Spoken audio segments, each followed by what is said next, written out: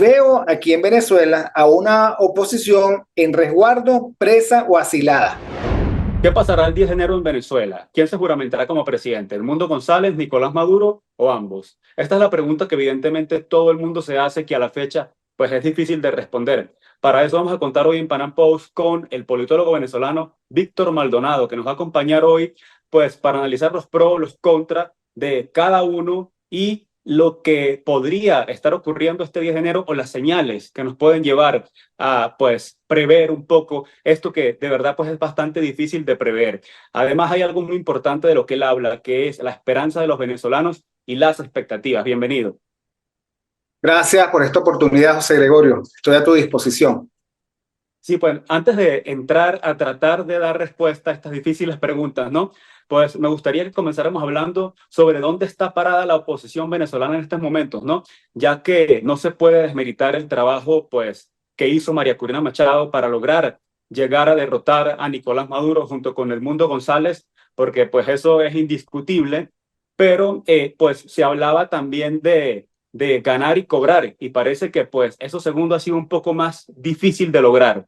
Hay aunque vemos pues que Maduro sigue aferrado al poder, que insiste en juramentarse el 10 de enero y que para lograr lo contrario, para lograr que Edmundo González logre juramentarse como lo ha prometido en reiteradas entrevistas, pues tal vez es necesario ese quiebre militar del que tanto se ha hablado y hasta el momento pues no se ha logrado. La gran pregunta aquí sería, ¿logrará la oposición cobrar cuando usted mismo pues ha señalado que parece que la agenda de la oposición está más que todo en estos momentos enfocada en la liberación de los presos políticos, los salvoconductos para los asilados en la embajada argentina y pues preservar las garantías mínimas para el liderazgo opositor, o en este caso pues que no se atrevan a encarcelar a María Corina? Mira, yo creo que tú tienes razón cuando planteas el problema tal y como lo estás planteando.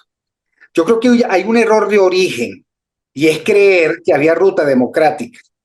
Yo denuncié eso desde el inicio, yo planteé aquí no hay ruta democrática posible porque no hay la disposición del régimen de respetar la voluntad del elector. Lo que hay son liturgias totalitarias de relegitimación.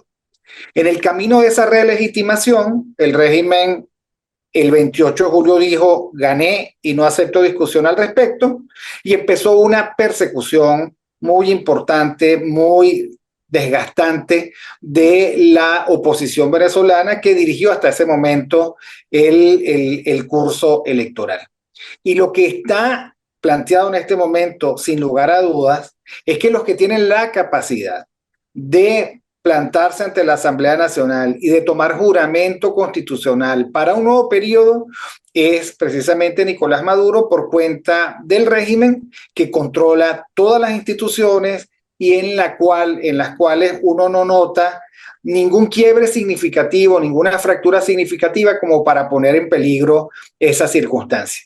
Así que bueno, ante la pregunta de las 50.000 lochas, ¿quién Sí. se va a juramentar? Aquí en Venezuela se va a juramentar Nicolás Maduro. Y esto para mí, en cuanto a mi opinión, no tiene juicio de valor. No estoy diciendo que eso sea bueno, no estoy Claro. diciendo que eso es democrático, no estoy diciendo que eso es legítimo. Lo que estoy es aludiendo a la realidad, producto de la imposición de la fuerza pura y dura y del control absoluto y total de las instituciones públicas.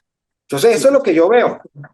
Ahora, hay algo importante de lo que usted ha hablado, es el tema de las expectativas, de esas expectativas razonables, ¿no? Que usted ha mencionado, porque pues parece que Edmundo González en las entrevistas que ha dado recientemente ha elevado bastante esas expectativas con la afirmación o la promesa de juramentarse pues el 10 de enero. Y lo que pues todo el mundo ve aquí es que si no hay tal vez un plan concreto para lograr pues cumplir con esa expectativa, lo que tendremos lamentablemente son unas expectativas frustradas, ¿correcto? ¿Cree usted que no se ha manejado bien la expectativa desde el punto de vista razonable para esa juramentación que promete Edmundo González para el 10 de enero? Mira, es que toda expectativa que depende de un conjunto de cláusulas condicionales de la realidad, pues tiene poca probabilidad de ser cumplida. Uno puede plantear cualquier escenario y uno puede decir, este es mi escenario, pero si tú no transmites cuál es la probabilidad de que se cumpla ese escenario, es simplemente habladera de tontería. Entonces, en el caso de la oposición dirigida por María Corina Machado, que tiene como el gran punta de lanza al señor Edmundo González Urrutia, ellos plantean dos cláusulas condicionales en la realidad que yo veo lejos de ser posibles. La primera cláusula condicional dice, bueno, yo me voy a juramentar si y solo si ocurre antes un quiebre de la lealtad militar que ponga al régimen en peligro y que, digamos, que apele a la Constitución, etcétera, etcétera, etcétera, total, que llego yo protegido por la Fuerza Armada y me juramento. Yo no veo ninguna señal de quiebre militar, ni veo ninguna posibilidad que de aquí al 10 de enero eso ocurra. La segunda cláusula condicional es, bueno, pero entonces yo confío en un alzamiento masivo de la población venezolana que salga a las calles y que ponga contra la pared de tal manera y de tal modo al régimen, que el régimen diga, yo prefiero salir corriendo, yo no puedo con esta circunstancia porque no puedo ser el responsable de una masacre. Tampoco veo a los ciudadanos venezolanos con la intención y la disposición y la organización mínima para salir. ¿Qué es lo que yo veo? Yo veo a Edmundo González Urrutia en Europa, luego de haber salido del país en condiciones profundamente indignas, habiendo negociado su propia posición y la de su casa. Y eso es lo que yo veo. Y lo veo además rodeado de un conjunto de políticas que viven de estas circunstancias y que me imagino están sacando las cuentas de cuánto ingresa por mantener una promesa que a todas luces no parece realizable. Y veo aquí en Venezuela a una oposición en resguardo, presa o asilada, escondida contra la pared, sin posibilidad de activarse políticamente y, por supuesto, temiendo, que es legítimo, las consecuencias de una represión que no ha cesado. Entonces, si no hay el quiebre militar, que no creo que haya, y si no hay, digamos, la salida de los venezolanos a las calles, que tampoco creo que haya, entonces ese escenario es irrealizable. No es un escenario que está en sus manos. Cuando ellos lo dicen, que lo único que falta es cantarlo. Claro. Ya yo hice todo mi trabajo, ahora cada uno de ustedes tiene. Bueno, es que la gente no quiere. La gente saca sus cuentas y probablemente diga, mira, por esta gente yo no me voy a arriesgar. Habiendo ya el 2.000 presos políticos, yo no me voy a arriesgar. Yo no voy a poner a mis hijos en peligro. La gente sabrá. Y para colmo, es Navidad. Y en Navidad ocurre una natural desconexión de la población, de los ciudadanos venezolanos, así como ocurre en otros países, de la circunstancia política. ¿Quiénes están pendientes? Eso que se llama el círculo rojo. ¿Qué es el círculo rojo? Bueno, los intelectuales, los opinadores, los interesados, los medios de comunicación, los que se dedican directamente a la política, que creen que su mundo, que es autorreferencial, es la suma de todas las opiniones de los ciudadanos y más allá del círculo rojo, que en Venezuela tiene cierto tamaño y no más, lo que hay son gradaciones de desinterés y, por supuesto, gradaciones de compromiso y gradaciones de expectativas, hasta llegar a un promedio en el cual, bueno, si ocurre, ocurre, que bueno, pero digamos, más allá de yo haber ido a votar, de dar un like, etcétera, no cuenten conmigo porque yo saco mis cálculos y no me cuadra el costo. Ahora, Claro, lo que sí yo observo es una acumulación de costos sin un incremento de las posibilidades. Sí, eso que usted acaba de mencionar va tal vez en sintonía con lo que fue el último mensaje de María Corina Machado, que tal vez fue más realista cuando incluyó la frase cada uno debe hacer su parte. Muchos se preguntarán, ¿esto va dirigido a quién? ¿A los militares? ¿A la gente que salga a la calle? ¿A ambos? ¿No? Y aquí pues uno podría preguntarse, pues tal vez no sería justo dejar todo en manos de María Corina como tal vez se ha pretendido, pero tampoco sería justo pedirle a los venezolanos que salgan a la calle en estas circunstancias, más aún cuando pues es un mensaje claro de represión cuando se nombra a Diosdado Cabello como ministro de Interior y Justicia a cargo de las policías, cuando hay más de 2.000 presos políticos, como usted mismo lo mencionó. Entonces cree que aquí, si bien no es justo tal vez pedirle a María Corina que sea quien haga todo, porque pues ya hizo bastante, pero tampoco es justo pedir a los venezolanos que salgan a la calle, pues arriesgándose tal vez como carne de cañón, como muchos podrían decir, si no tienen de verdad un apoyo militar que les garantice que no va a ocurrir pues lo que todo el mundo teme. Mira, yo no utilizaría criterios de la ética para analizar este plano de la realidad. Si es Sí, justo o es injusto, es sí, como plantear, oye, qué malo que los buenos no ganan y que ganan los malos. sí, No, yo aplico a esto sentido de realidad y cálculo de fuerzas.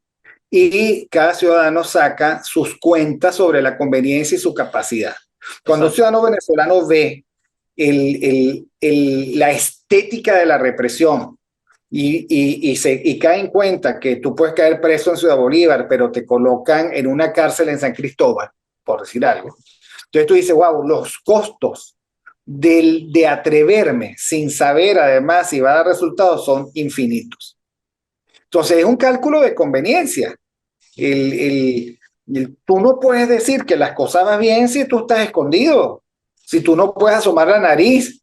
Entonces, ¿qué hizo lo debido? Yo le tengo una crítica fundamental de error a ella y a sus estrategas. Pelaron la estrategia porque confundieron el talante del adversario y confundieron el campo de juego.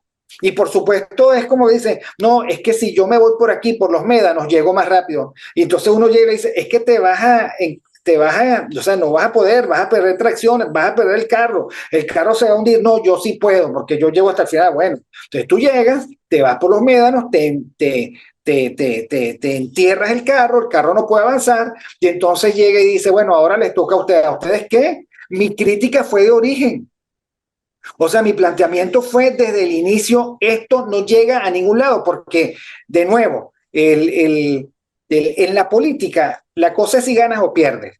No si Sí, semigana, no si casi llegué, no si casi demostré, no.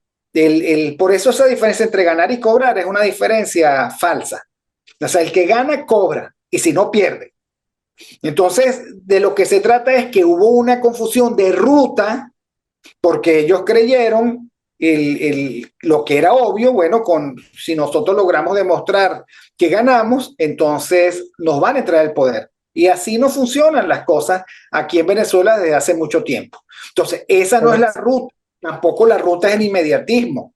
claro. Esto está listo, esto está ya, bueno, aquí estamos, discutiendo sobre los rangos de probabilidad de ocurrencia de un escenario que en este momento no está en manos de nadie. Y como no está en manos de nadie, probablemente no ocurra.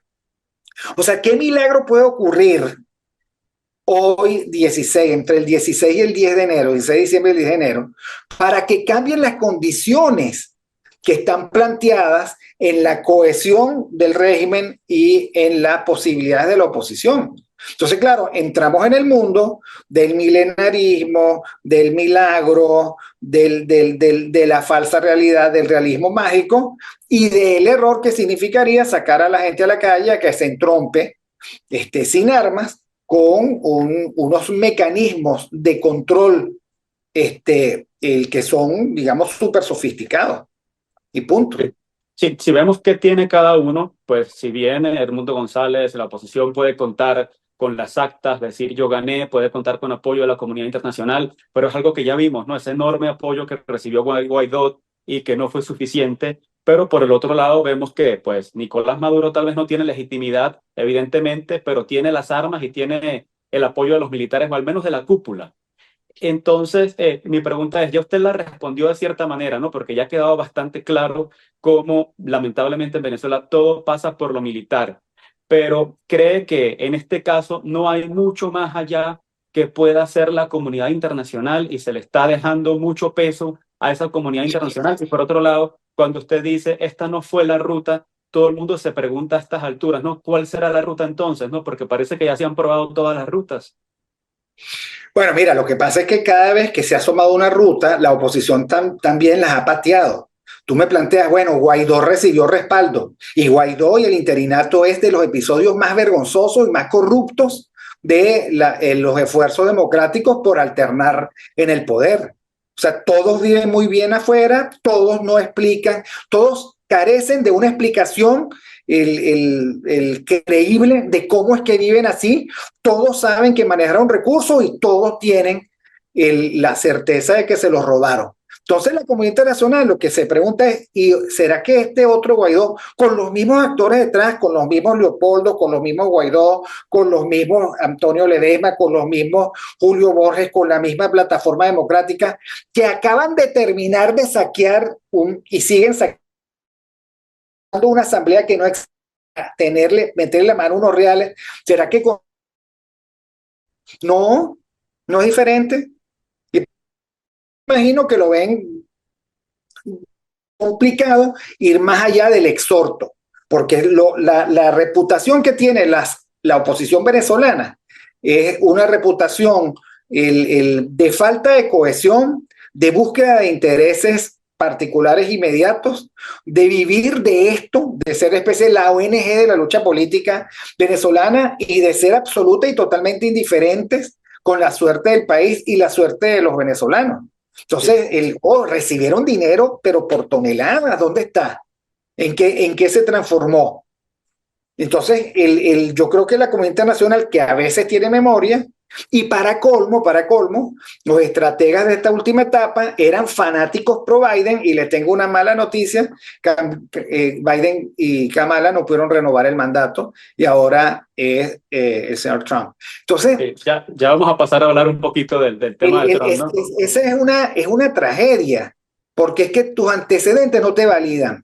Y Claro. lamentablemente, Edmundo González es la dura madre, la médula de la plataforma unitaria. No Claro, puede representar diferente. justamente ese tema de los antecedentes quería preguntarle por el hecho de que pues está ese fallido experimento, ese fracaso que fue el gobierno interino de Juan Guaidó, y tal vez ahorita muchos pudieran decir, en el caso de Edmundo González, pues sí tiene la legitimidad de origen, tiene los votos y tiene las actas para decir yo soy el presidente electo, a diferencia de Guaidó, que se juramentó pues por una interpretación de la Constitución y aún así consiguió un apoyo enorme internacional, pero no logró absolutamente nada. Y pues eso dejó a la comunidad internacional con mucha más cautela para escenarios futuros como el de ahora, ¿no? En un momento se planteó la posibilidad de Edmundo González juramentarse desde el exterior, algo que él mismo pues descartó por completo e insiste en que se va a juramentar en Venezuela, y ya usted ha dicho pues lo que piensa sobre eso. ¿Cree que cualquier escenario que pueda darse en el que haya una juramentación de ambos va a terminar siendo comparado exactamente con el caso de Guaidó, el de Edmundo González, llegar a juramentarse bien en el exterior o en la frontera, por llamarlo de alguna manera, o por buscarle alguna explicación a lo que él promete? Bueno, comencemos por ¿en cuál frontera? ¿En la colombiana? No creo. ¿En la brasileña? No creo. ¿En la guyanesa? No creo. ¿En dónde? ¿En la frontera con Holanda? No creo. ¿En la frontera con Trinidad? No creo. O sea, la verdad es que hay que ver las posibilidades como Sí, están planteadas. Me sí, parecería a mí en lo particular una tragedia la trama, digamos, novelesca, la parodia de un juramentado en el exterior. Y yo lo que creo es que simplemente aquí hay el, el la circunstancia de una legitimación no democrática, pero sí de facto. O sea, lo que quiero decir, mira, el Estado es, según el viejo concepto de Hans Kelsen, esa constitución de población, territorio y gobierno. claro. Entonces, para tú tener potestas, dominio, tienes que decir, en este territorio estoy gobernando, sometiendo a una población y, por supuesto, ejerciendo el monopolio de la violencia de la violencia legítima. Entonces, el monopolio de la violencia, el control del territorio y las herramientas del gobierno están en manos de quienes están y no están en manos de quienes no las tienen. Todo lo demás ha sido una parodia, tragicómica, que para colmo no ha trabajado siempre para los intereses del país. Tú recuerdas que fueron los ADECOS, que forman parte de la plataforma unitaria, los que invalidaron, destrozaron el Tribunal Supremo en el exilio. Lo destrozaron ellos. No tuvieron que destrozarse nadie más. O sea, la Asamblea Nacional del 2015, que hace años cesó, entre otras cosas, porque todos renunciaron, porque si no, y si no están en el exilio, sigue operando simplemente porque es un canal reconocido todavía con algunos para ciertos recursos, entre los cuales lo más importante es para pagarles a ellos, no al país, a ellos. Entonces, la verdad es que esto es una parodia. O sea, plantearse una juramentación en el exterior es una parodia que no le conviene al país que vive en Venezuela y que le dice muy poco a los venezolanos que están en el exterior. Y yo lo que creo es que esto sí hay que resolverlo. Eh, Creo que hay que seguir intentando la política. Creo que las jugadas políticas se agotan. Creo que esta está a punto de agotarse si es que no está agotada. Creo que hay que hacer un inventario de ganancias y de costos. Y creo que por otra parte hay que tener en mente la suerte de 2.000 presos políticos, de los 6 asilados y de la propia María Corina, que está escondida y que no puede estar escondida el resto de su vida. Entonces eso es lo que Ahora, hay que plantear. sí, llegando ya a la realidad y dejando atrás esa eventual juramentación que promete Edmundo González, porque pues ya por lo que usted nos pues menciona en su análisis es prácticamente descartada, ¿no? Y yendo a esa realidad fáctica de que se va a juramentar Nicolás Maduro, ¿podríamos entonces ya estar hablando de una ruptura del hilo constitucional, de un golpe de Estado cuando se está juramentando a alguien que no ganó unas elecciones? Bueno, yo lo que creo es que de nuevo, pensar así es pensar que había una democracia que fue violentada. Yo no creo eso. Yo creo que desde hace mucho tiempo nosotros vivimos eso que llaman pública y notoriamente el socialismo del siglo XXI, con la fusión cívico-militar policial de la que ahora hacen gala, y que eso en su propia trama tiene una racionalidad que a ellos, los que ellos validan y que a ellos los valida.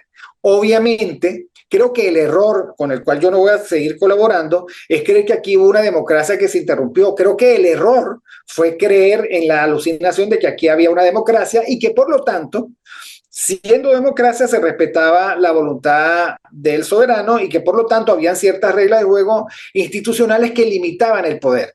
Entonces, sea lo que sea, cómo se califique, lo cierto es que hay que hacer o construir o diseñar o repensar la política para poder en algún momento sustituir este estado de cosas por un nuevo estado de base democrática y con sentido republicano. Eso es lo que Claro. hay que plantear. Entonces, ¿Desde ahora qué no vas a momento? descubrir, Sí, o sea, este tipo de cosas de que hubo el interinato y sí. antes del interinato hubo no sé qué y después del interinato hubo esta, y entonces ahora te vas a caer en cuenta que hay un golpe de Estado. A mí me parece, digamos, que en algún sitio hay una inconsistencia de tal calado que yo no quiero participar en ella. Que Claro. participen los otros. Yo no voy Sí. a participar en En esto qué porque sería momento? Sí.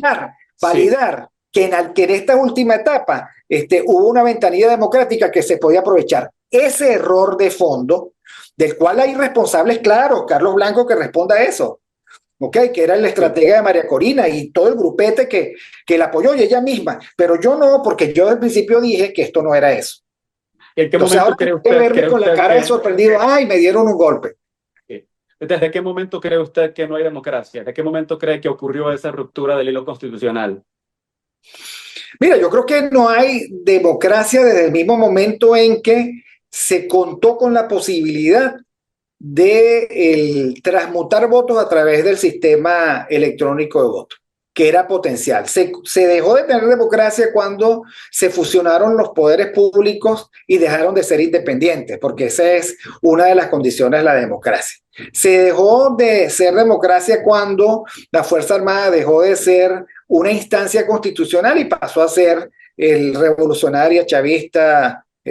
socialista, y el sol sale por el Esequibo. O sea, las señales de que esto dejó de ser democrático hace mucho tiempo tienen que ver con instituciones libres, respeto a la voluntad del elector, acatamiento a los límites que provee esta misma constitución que es socialista y que le da un inmenso poder al al Poder Ejecutivo, y bueno, en el momento en el que todos se postraron alrededor del objetivo de mantener y de preservar eso que ellos llaman la revolución. Ahora, eso no es nuevo, eso no es nuevo.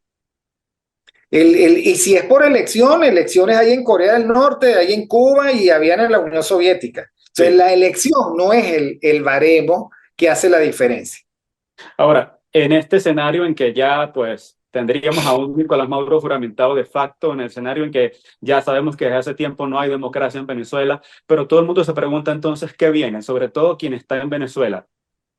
Desde la oposición, pues muchos siguen confiando en la comunidad internacional. Todo el mundo se pregunta qué más puede hacer la comunidad internacional más allá de las sanciones. Y la gente en Venezuela, pues se pregunta qué viene a partir del 10 de enero. Viene un escenario de más sanciones, mayor aislamiento para el régimen y hasta dónde podría llegar eso.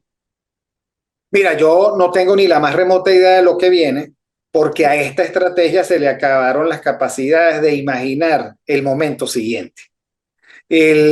Lo que sí tengo claro es que hay una comunidad internacional que tiene mucha indisposición con el modelo nicaragüense de democracia autorreferencial, que es el que nosotros también estamos viviendo, que probablemente esa misma comunidad internacional es la misma que convive con China, con Rusia, con Corea del Norte y que se babea por Cuba, ¿ok? Y canta la nueva trova, con una nueva época en donde lo que se plantea es resolver los grandes conflictos internacionales, y no creo que estén dispuestos a abrir otro, y que los venezolanos de afuera harán presión por las sanciones que tienen como daño colateral a los 20 millones de venezolanos que viven aquí.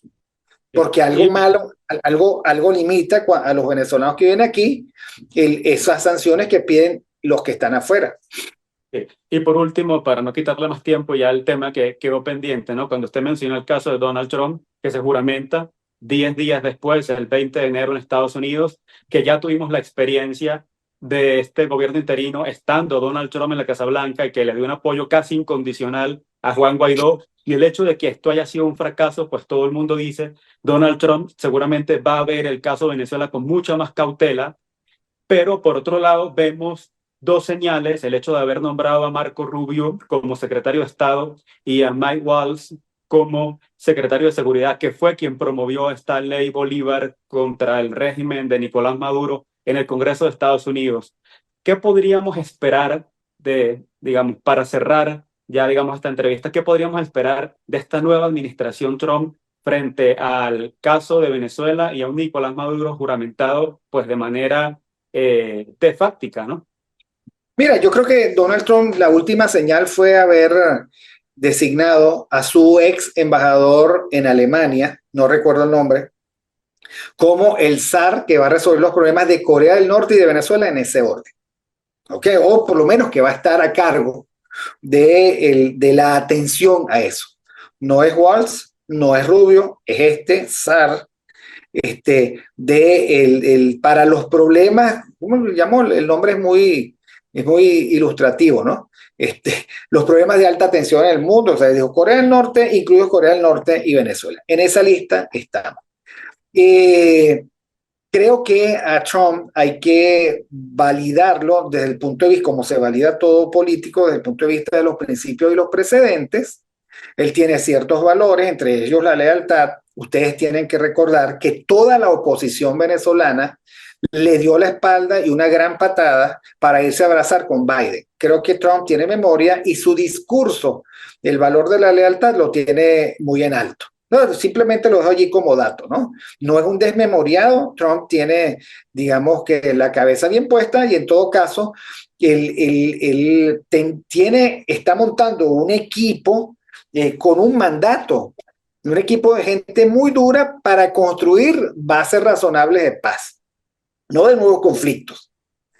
Y por otra parte, su gran prioridad hacia América Latina es y sigue siendo el control de la migración, la posibilidad de devolver a todos los que él quiera deportar a sus países de origen y por supuesto la lucha contra el narco. México, él dibujó en México, en sus relaciones con México, lo que van a Sí. ser sus relaciones con toda América Latina. Entonces eso hay que verlo. Los que se imaginen una agenda divorciada de los esfuerzos contra la migración desordenada, están imaginándose a un Trump que se quiere desdecir de su promesa a sus electores. Él es el presidente de Estados Unidos, no de Venezuela. Entonces, yo lo veo así en todo caso, por supuesto, yo creo que es demasiado temprano. Hay que decir que Marco Rubio no habló más desde que fue seleccionado secretario de Estado, como debe ser, porque ya él debe Sí. buscar es la autorización del Senado, no de sus electores de Florida. ¿Ok?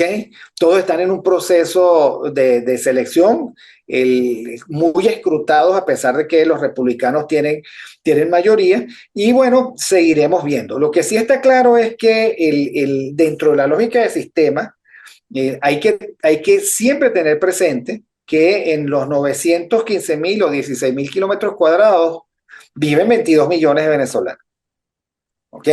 Y medio hartos ellos de ser la carne de cañón y el daño colateral de estas jugadas de alta política. Entonces hay que verlo con cuidado y de nuevo, hay que reimaginar la política porque esta política que se quedó sin tracción, que no, de nuevo no logra llegar, es una política que no se puede seguir intentando de manera recurrente.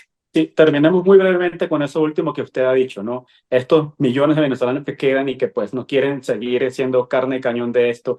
¿Cree que entonces ya, digamos, un análisis más social, el venezolano ha quedado tal vez en la resignación, la adaptación o la sobrevivencia?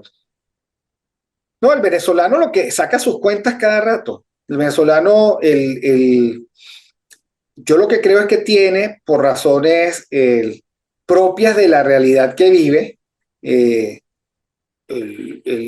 conviven en él sus expectativas y su sensatez. O sea, todos los días tenemos lo que vimos aquí, que es salir a trabajar.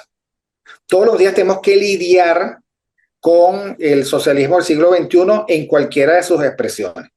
Todos los días tenemos que traer comida para nuestras casas. Y todos los días tenemos una porción de nuestro tiempo pensando en qué posibilidad hay a la mano para resolver los problemas políticos que en este momento tenemos, que afectan, porque no es un tema estético. O sea, ¿por qué el venezolano se preocupa por la política? Bueno, porque el venezolano quiere más bienestar, bienestar que en este momento no le están garantizando, más libertad, libertad que en este momento no tiene garantizada, y muy probablemente más participación efectiva en la suerte del país que en este momento no tiene garantizada. El venezolano vive en la secuencia del despojo de sus derechos, pero también vive la necesidad impostergable de sobrevivir. Entonces, claro, catalogar al venezolano como que un desentendido, un desesperanzado, la cosa es mucho más compleja, muchísimo más complicada y en ese sentido muchísimo más humana.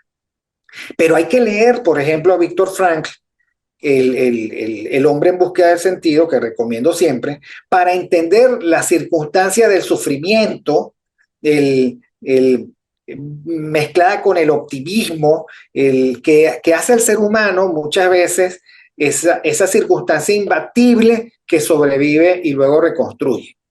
Entonces, no es que se descendieron, es que saca el cálculo y dice, wow, estos están escondidos y estos están en la calle, estos están perseguidos. O sea, no es que no le duela, pero las familias tienen que seguir tratando de proteger lo que pueden proteger y seguir adelante.